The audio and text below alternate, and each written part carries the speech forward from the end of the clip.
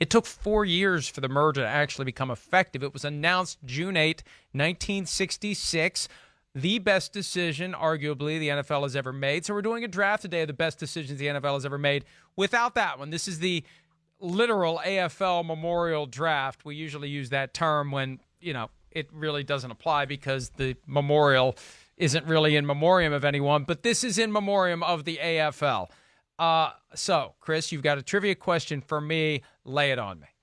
Here we go. You ready? There is a notable former player who shares your birthday. The Dolphins drafted him, but he went on to make 5 straight Pro Bowls with a different team. Hint, you still say his name often today. A lot. I mean, yeah, you probably said it about 30, 40 times last week. Over the last month, it's probably been up 50 times. The Dolphins drafted him. He went on to make 5 straight Pro Bowls with a different team. He's probably got some name that is like it just actually is common in. I don't know. I'm stumped on this one. I'm drawing a complete blank. Troy the thing Vincent. about interesting. Okay, yeah, it's a tough that's one. Good. It was that's a good. tough one. I know. I think he turns 50 today, not 49. It is his birthday.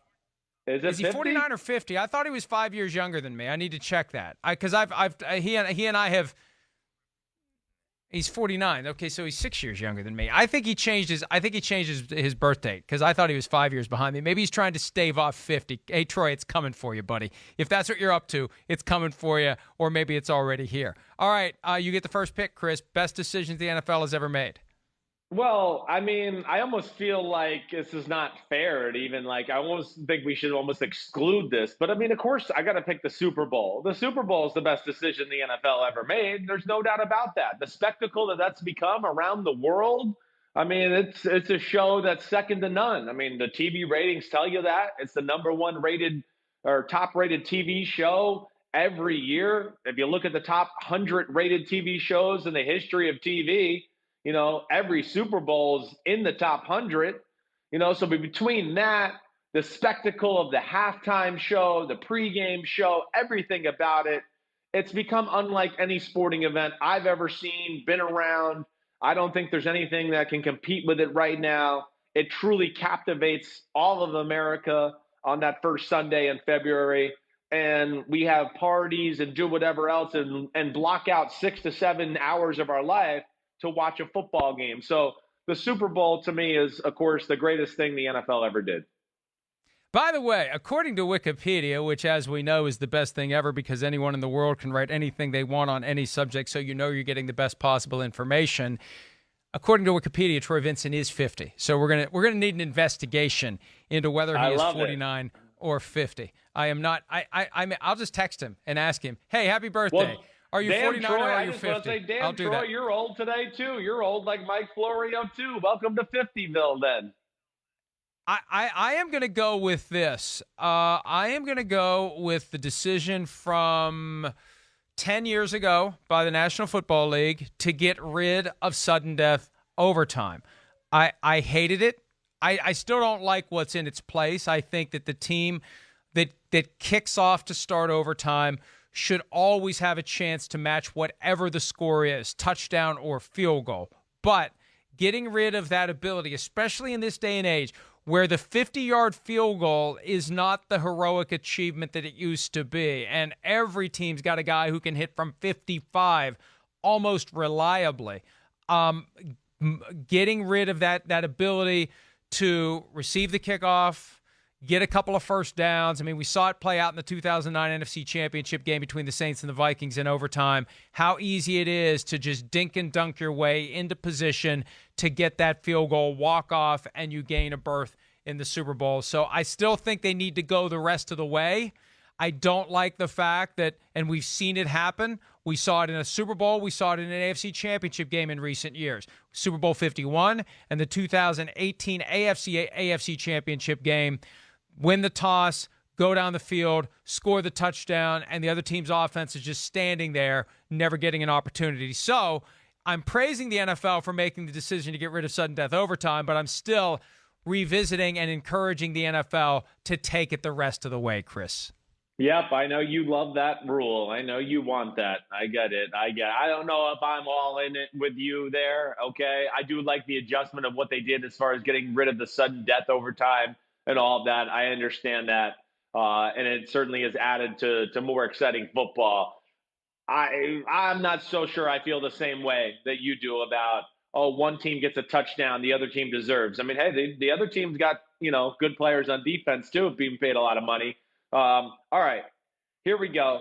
I think I'm going to have to go with free agency is the best decision in NFL history.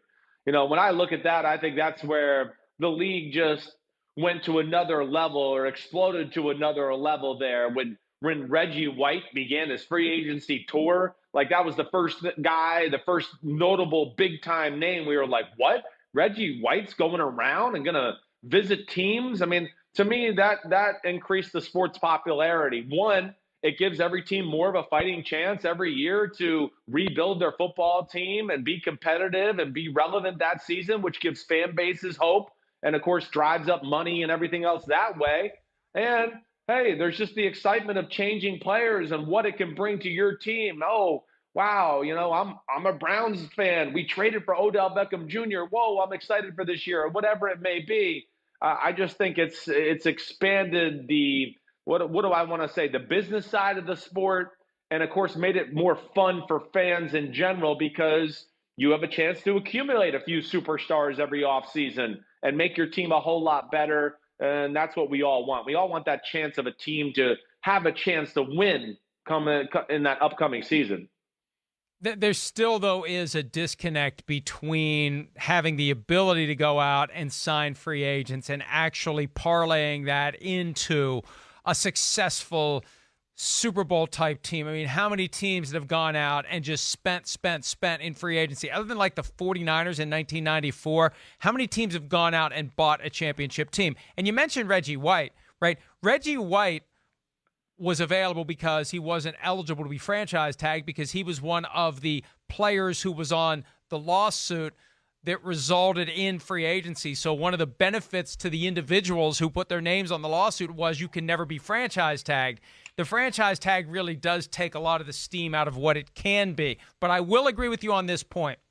Free agency and everything that goes along with it, the salary cap, the unintended consequences of players getting cut for cap reasons, it has created a 12-month-a-year news cycle for the NFL. Right. The NFL just doesn't disappear in the offseason, only to reappear for the draft and then disappear again until training camp comes around. So it has, and I guess that should have been my first pick because my business in many respects thrives on the fact that free agency and everything that goes along with it has made the NFL something that you have to follow all year long, not just in football season. All right, I'm going to go with taking the draft on the road. And I'm going to combine that with putting the draft in prime time and taking it on the road because it was about the same time. Because it's part of this whole thing, selling hope and pumping up this thing in the offseason that every fan of every team can point to and say, this is the thing that makes me feel good about my team's chances this year. This is that bright new shiny object that we're adding to the team. This is the guy I can get excited about. And for them to realize, and it all started because they couldn't get Radio City Music Hall on one given year. So they said, screw it, we'll take it on the road. And it's grown into this thing where the draft is bigger than it's ever been. It's the ultimate reality show about nothing. They don't have to, as we learned this year, you don't have to take it anywhere. But taking it on the road has made it so big. All right, we need to take a break. We've talked too much about the best decisions the NFL has ever made, which apparently was not a good decision by us. We'll finish the draft right after this on PFT Live. All right, we got to get right to it with the third round of our draft, the best decisions the NFL has ever made. But before we get there, I have official resolution of the conundrum we were dealing with, Chris, the actual age of Troy Vincent, the NFL's executive VP of football operations, who was a first-round pick of the Dolphins and later a 5-time Pro Bowler with the Eagles. He is 50 today, not 49. So Pro Football Reference wrong, Wikipedia right. For the first time ever, Wikipedia wins the stare down with Pro Football Reference. So happy birthday, Troy Vincent, who turns 50 today. Chris, what's your third round pick in the draft of the best decisions the NFL's ever made? Well, I got to go with primetime football. I think that's where I'm going to go next. I mean, Sunday night football, Monday night football, Thursday night football. I mean, the fact that we have, especially where it started off with Monday night football and now is transitioned to Sunday night football being the biggest night of primetime football watching. Hey, it brought in, a demographic, I think, of fans that we wouldn't have. And then, of course, it's just one game for all of us to sit there and watch and take notice of. It's the only show on. It's big time. And I think that's just brought the NFL to different levels as far as notoriety in our country and, of course, things we want to tune in and watch. I'm gonna see your primetime football, and I'm gonna raise it with something that I think is just as significant as primetime football, and that is Thanksgiving football, which has been part of the fabric of the National Football League Good one. ever since it first showed up.